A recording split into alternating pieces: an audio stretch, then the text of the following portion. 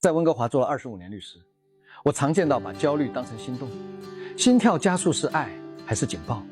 感觉越强烈，越是真爱，不一定。有时呢，只是去甲肾上腺素在拉响警报，去甲肾上腺素在新鲜、风险或不确定时飙升，它让你聚焦心跳快，给事件打上重要标签。第一次约会和探险很加分，冷热拉扯就很致命。N1高时可能把你站在错的人身上，用得对，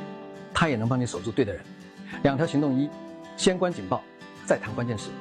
做2分钟慢吸慢呼练习，约定不在午夜吵架，心跳狂飙就先暂停20分钟，按时回来谈。2，